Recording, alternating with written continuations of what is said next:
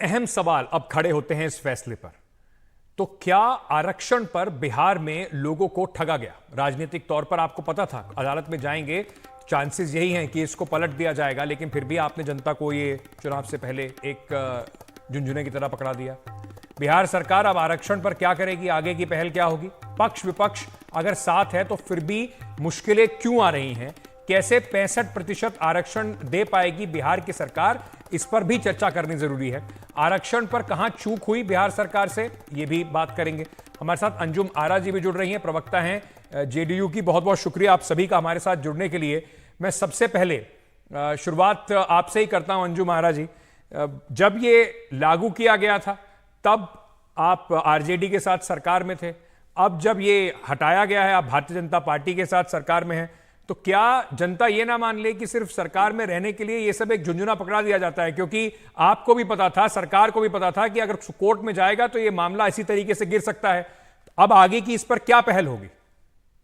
अंकित जी, सबसे पहले तो विषय चेंज आपका हो चुका है। जो विषय बताया गया था वो नहीं। खैर, आपने जो सवाल पूछा है उस पे मैं आती हूँ। देखिए, सबसे पहली बात, कोई झुंझुना नहीं और कोई ठगी नहीं। जो हमारी सरकार ने उस वक्त की महागठबंधन की नीतीश कुमार जी के लीडरशिप में सरकार थी, हमने जो निर्णय लिया, कास्ट बेस्ड सर्वे जो हुआ था, इकोनॉमिकल, सोशल और एजुकेशनल आधार उसका था, उस सर्वे के आधार पर जो डाटा सामने आया था, जो डिस्क्रिमिनेशन या कह लीजिए जो social backwardness, educational backwardness, economical backwardness जो सामने उस सर्वे में आया था, उस आधार पर ये आरक्षण के दायरे को बढ़ाया गया था। एक चीज अंकित जी और मैं कहूंगी कि हमारे हमारे कॉन्स्टिट्यूशन में जो आरक्षण का स्पिरिट है, आरक्षण के प्रावधान का जो स्पिरिट हमारे पुरखों ने रखा था, वो अफर्मेटिव एक्शन के तौर पे वो लिया गया था।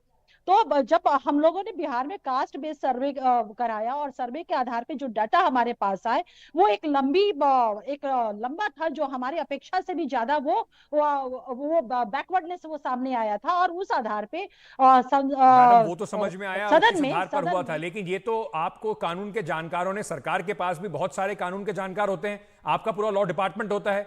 ये बात तो आपको कहीं ना कहीं पता थी ना कि सुप्रीम कोर्ट में अगर, हाई कोर्ट में अगर ये जाएगा तो उसका क्या हश्र हो सकता है।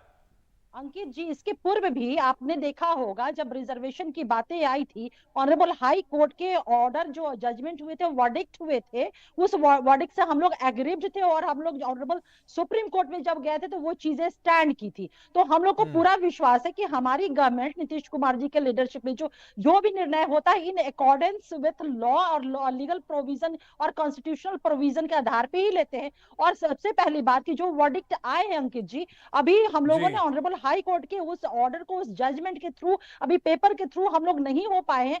हम लोग देखते हैं कि क्या स्टैंड रहा है ऑनरेबल हाई ठीक है। कोर्ट का निरस्त करने के पीछे। उसके बाद हम लोग एपलेट ठीक है। अथॉरिटी इस मुल्क में है, हम लोग अपनी बातों ठीक है को वहां सुबोध जाकर कुमार के जी, आप रखेंगे।